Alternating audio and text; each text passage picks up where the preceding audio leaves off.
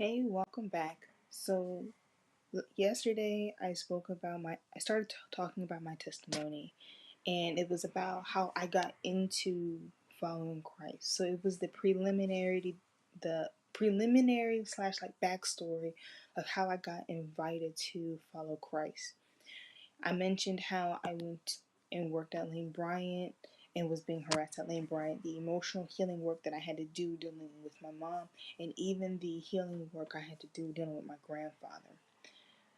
That by the time I left Lane Bryant, I was so amazed of what God did and how He brought me through that I actually wanted to learn more about the Lord. So after when I left Lane Bryant, I worked at the post office for a little bit. It was a seasonal position.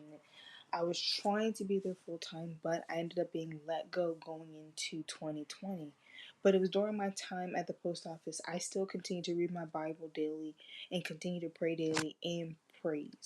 The habits that I picked up while I was suffering at Lane Bryant, I continued on even when I was done. So going from there, once I was laid off from the post office, I did have money saved up, so I didn't have to worry about getting a job right away. But I sat here and I wanted to learn more about the Lord because I learned from my suffering season that I didn't know a whole lot, and I got to learn a little bit about the Lord through it. So I actively chose to go and learn more about the Lord. So that's when the Lord brought to me something I had to learn and understand, which was grace. Now, grace was something that it was hard for me to understand because I was not someone you would call to be gracious. I was someone who believed that if someone did something wrong, they need to get punishment. You do something wrong, punishment follows. So the idea of grace was very foreign to me. Even though I knew the textbook definition of grace, which was unmerited favor, I still didn't understand it. And so that was where God had to teach me how to not only learn about grace, but evidently having to be gracious towards others. It was through learning about grace I got to understand more about Jesus Christ. And not only did I get to understand more about Jesus Christ in understanding grace, I eventually read the gospel for the first time all the way through. So Matthew, Mark, Luke, and John. I may have went to certain verses before. I did not go through those whole books. And when I between learning about grace and reading the gospels, I had a better understanding, a better foundation of what Jesus did for us. Now, it was in the midst of that time that was when I got the invitation to follow Jesus. So this was like around March of 2020. So going into the spring, this is exactly when everything shut down. And when I got the invitation, my first response was actually no. And the reason why my first response was no, because I understood that anybody who follows Christ or who serves the Lord, they're going to get attacked more. And that was the main thing I wanted to avoid. I grew up with abuse. I didn't want to go through any other problems in my life again. I actually just wanted to live out my life in peace. But the thing that I wanted more than wanting to live a life of peace was that I wanted the Lord. I knew what I would be getting into by following Christ, and I even knew what it meant. But even with the idea and understanding of all the hardships I was going to face, I still chose to follow the Lord because I wanted the Lord more. So when I did choose to follow the Lord, I also said, just stay with me. I know what this means. I know what's going to end up happening. But Lord, I need you to stay with me. Just don't leave me. I'm going to be really upset if you leave me. And He has kept that promise and has stayed with me through everything that I've been through. It was after when I accepted the invitation to follow Christ. It was like in my spirit, I felt like I was engaged because what I had established in that moment was having a covenant with the Lord, not a marriage, but a covenant with the Lord.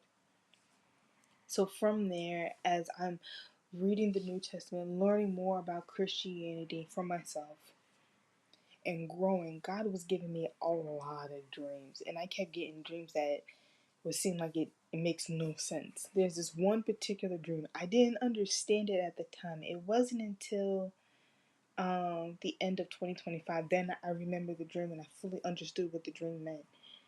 I had this one dream where I'm looking in the mirror and I had these. To me, I said that they were alien pod looking things on my face, but I found out later it was boils. I had 5 boils on my face, and what that meant was I was going to go through 5 years of suffering.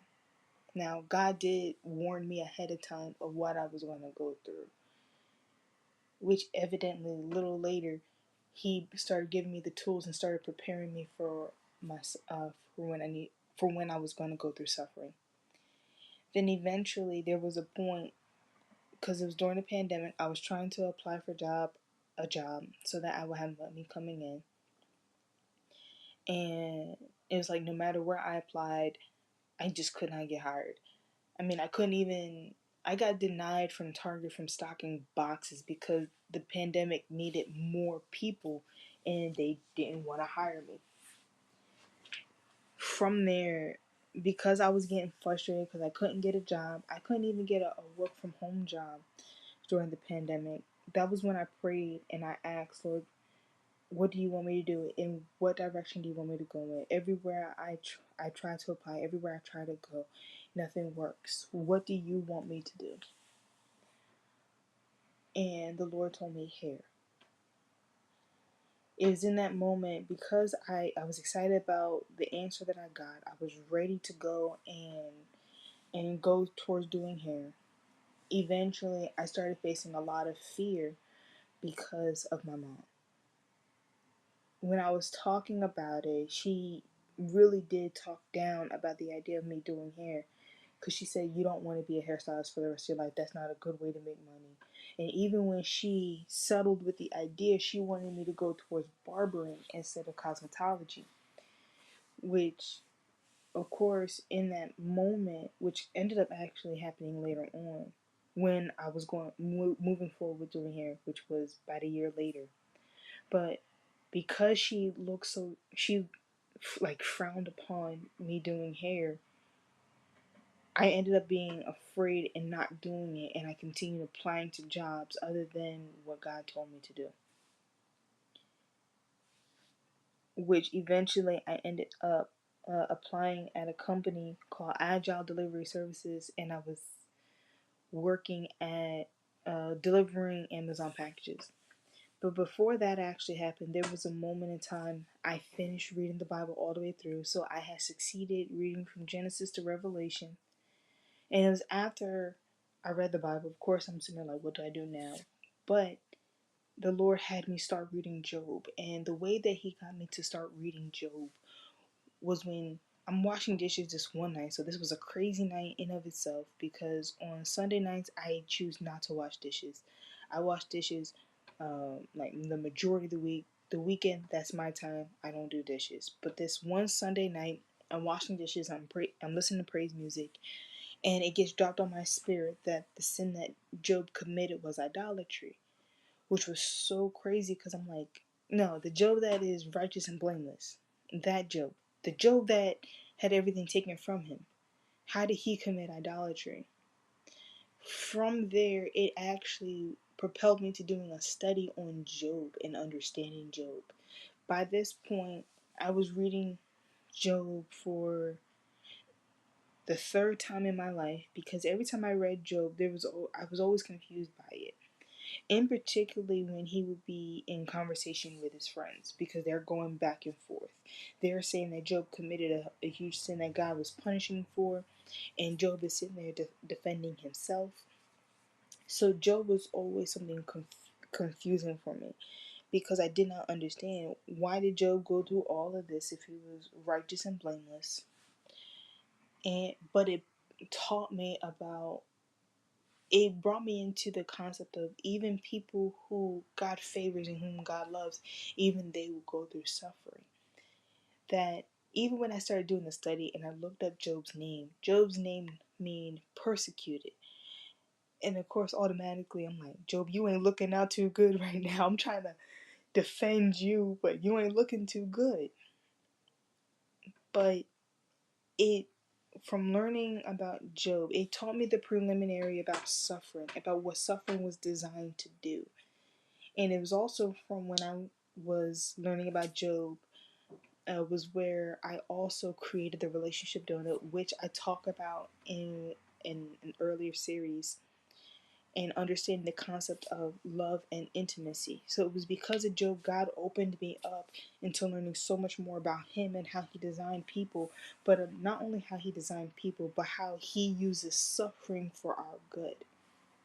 Now there are more lessons about Job that come up later on, but when I started learning about Job, it was just getting my mind into understanding what suffering was used for.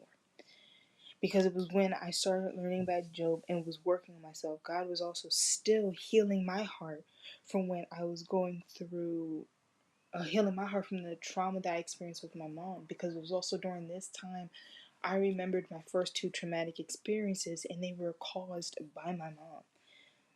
My first traumatic experience dealt with my within my mom's discipline, and I had did something wrong, and my mom was gave a beating, punishment wise. It wasn't abuse. That part wasn't abuse. It what came up as wrong was that she called me out of my name while she was disciplining me.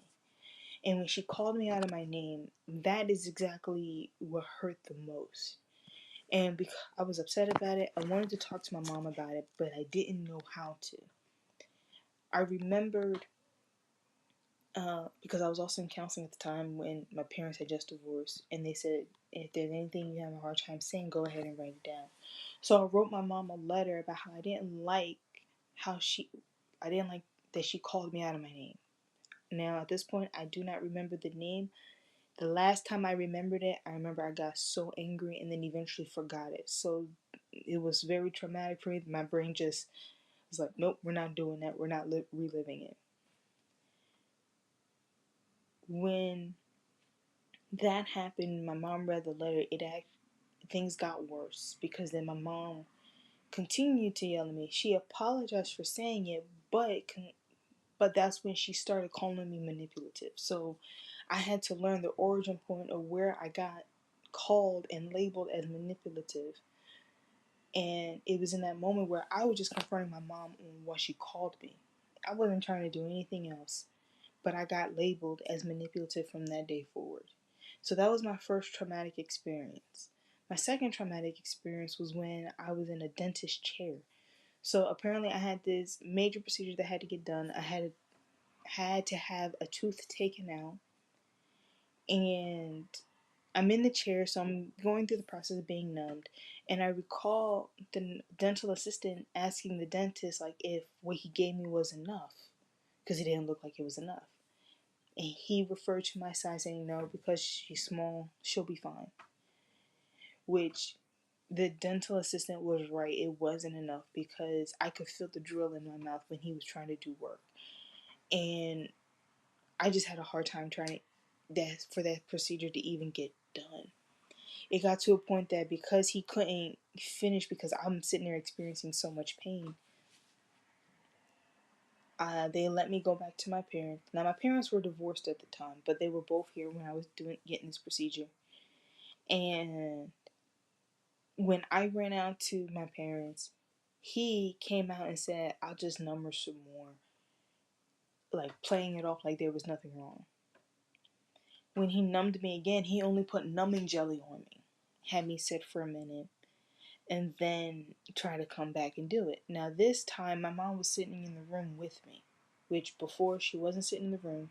This time now she's sitting in the room, and I feel the drill again and how painful it is. And I'm freaking out while I'm in the chair. It was at that moment I was like, I'm done.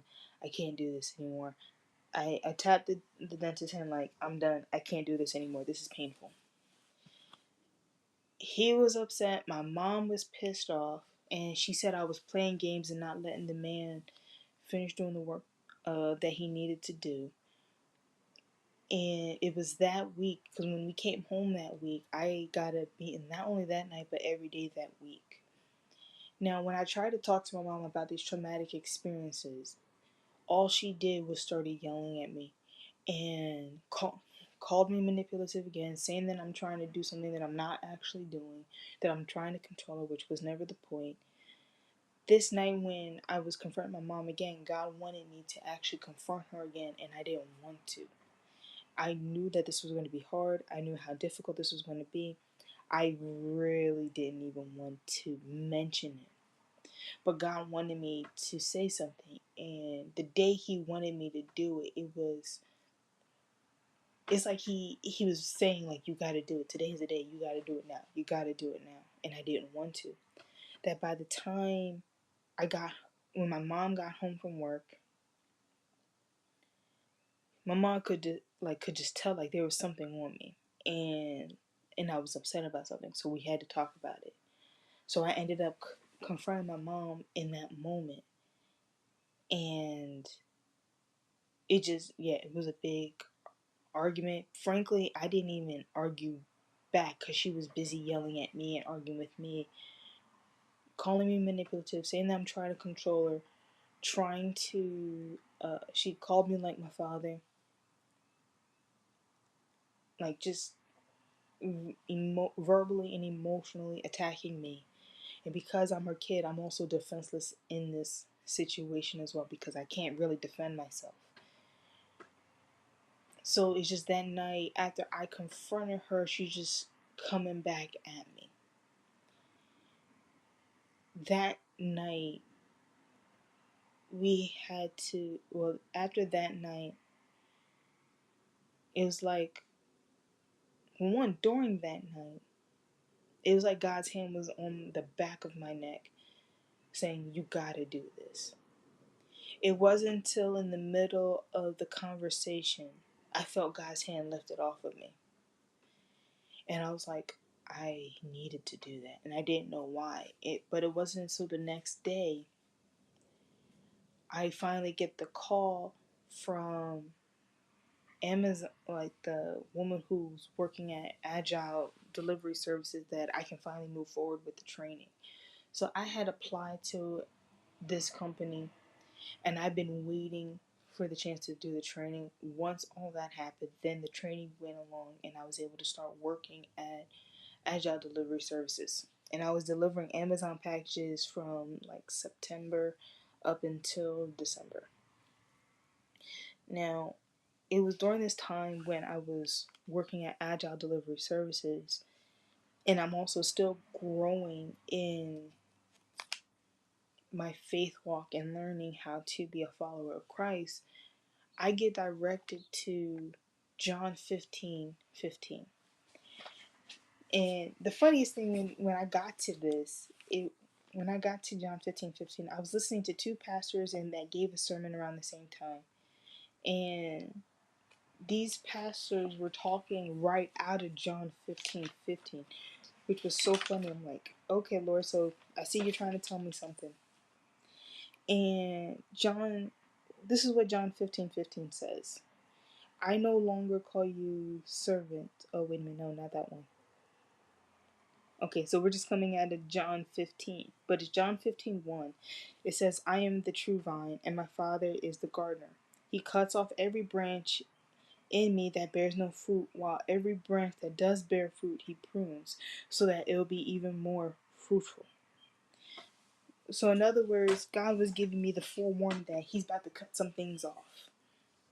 It was also during this time, as I'm still growing, my mom is simultaneously being unctioned by the Holy Spirit to give me certain things. So that's when I ended up reading Secrets of the Vine by Bruce Wilkinson. And when I was learning about it, because God was teaching me about how to abide in Him, which at the time I didn't know what abiding is. But if you want to know the textbook definition of abide, it is to bear patiently, to endure without yielding, to wait for, to accept without objection. So given, I was told it's now time for me to learn how to abide in Him, especially while I was going through suffering. And this suffering was where I was going to learn how to abide in Him. Because it was after I learned that, I finished reading the book, and I'm taking the steps forward to actually learn how to abide. It was after Thanksgiving going into December. I eventually got injured while delivering Amazon packages. I tripped and fell. That an injury in my right knee traveled up to my spine, and I was out of work for a year. So I ended up not going back to work after I got injured. But it was during that time when I got injured and I was facing all of this. I was getting letters coming to my home saying that I committed traffic violations, that there were two violations. One of them I was able to prove like I wasn't even there. I have a doctor's note, here's the date. And then there was another one it took me a while to even prove that I didn't commit this violation. And then it kind of pointed to a suspicion I had while I was working that someone was trying to sabotage me because they didn't want me around. And because when I had to figure out the day, I had to look in my history, my travel history, and it showed that where I was physically was not in the location where the traffic violation had happened.